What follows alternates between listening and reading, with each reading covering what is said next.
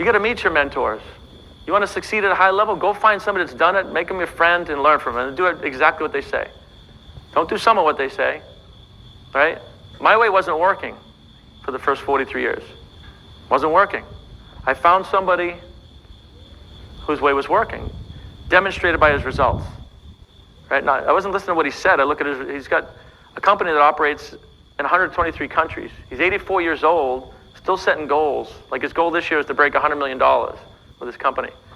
Still teaching, coaching, training. So he's 84, so he obviously knows something that most people don't, because most people they're either gone or one foot in the grave. They're not running around doing seminars in Australia and then Vegas. I mean, we jumped a jet right here. We were in Toronto. He did a full training. We jumped on a jet, went to the Bellagio. It's so cool. Got up the next morning. He did like a 4-hour seminar straight at 84 years old. We flew back and he started teaching. He didn't think anything of it. Think about that, 84 years old. It's a mindset. He doesn't hang out with old people.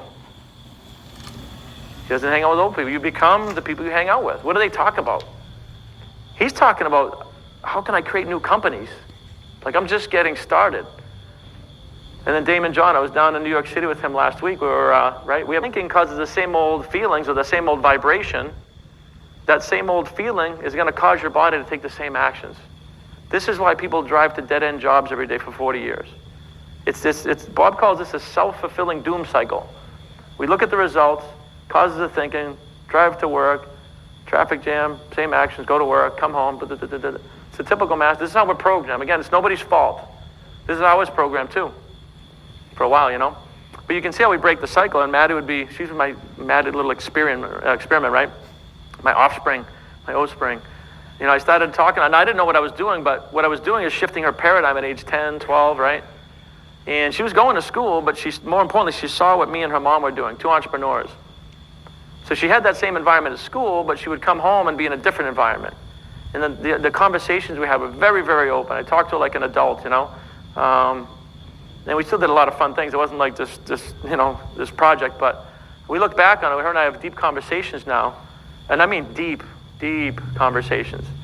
So how many have deep, deep, deep conversations with your teenagers? Like really connected deep about how this all works? I have to tell you, you'll probably be able to, especially if you send them this recording. So we're going to show you the 1% things. Now, I don't mean money. I mean the one. See, with human beings, our mental environment is the strongest part. It doesn't really matter where you live. It doesn't matter how you were brought up. None of that matters. Your mental environment is the big thing. And up until now, you might not have known that you're in control of it. All right, so I want to chat a little bit about the transmutation of energy, another universal law, because that's really what we're doing. If you want to go from where you are to a 7-figure real estate agent, a good example here is I used to be an architect, and when I would sit with a homeowner, what they were doing is they had thought energy in their minds of the home they wanted to build. Maybe they went on house.com, maybe they went online, maybe they clipped some stuff out, maybe they drove around, but they would have thought energy of the home that they wanted to build, right? If anybody here has ever built a home, this is what you did. You were transmuting thought energy into the physical form. And what they would do is they would translate from their minds, right, to mine, that's not me, but to my mind, their thought energy. Using drawings, pictures, using the English language. Like, what is language? Language is movement. When we use our vocal cords, all we're doing is sounds like blah, blah, blah, blah, blah, blah, Charlie Brown's teacher, right? So think about that. Language is energy. Everything's energy. It's a transference of energy. Does that make sense?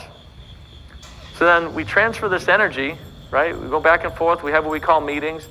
And the next thing you know, I design the house, get the blueprints. We agree that, yes, what you have on paper is what I was trying to translate to you. And then I would take those drawings and I would go to my subcontractors. Next thing you know, an excavator shows up, right? Foundations poured. This is the physical form of the thought energy. Think about this. Really think about this.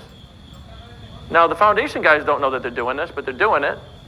They're just working. They don't know that this was my thought energy into their mind to cause them to move their bodies. Right? Why would they know? We're not taught in schools. Framers show up. More contractors, right? Hundreds of contractors.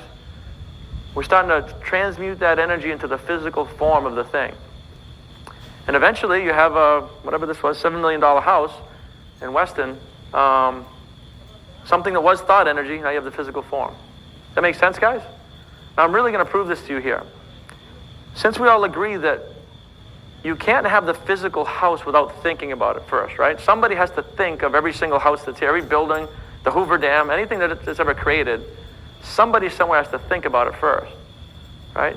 So it's impossible to have the physical form of the house without thinking about it. But we can all think of a house right here. We can think of a house in Maui with 4-stall garage, with waterfall in the background, right on the beach, whatever it is. We can dream and think and visualize a future house. So if we can think about the house without having the physical form, but you have to have a thought to create the physical form, which one's more real? The physical house or the thought energy backed behind it? That one will bake your noodle.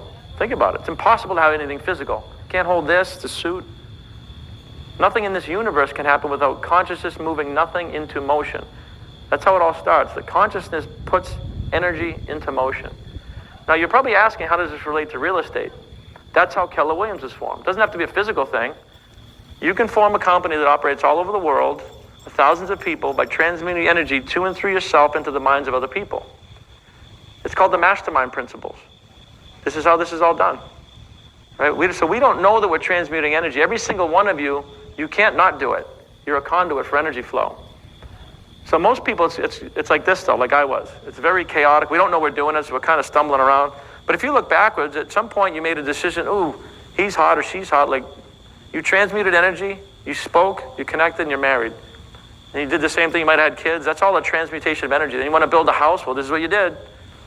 Now the thing is, you're just not thinking about the big stuff. You're thinking about, what can I do? That's the only difference, guys. This is not rocket science, it's not hard. We're just not taught to think bigger.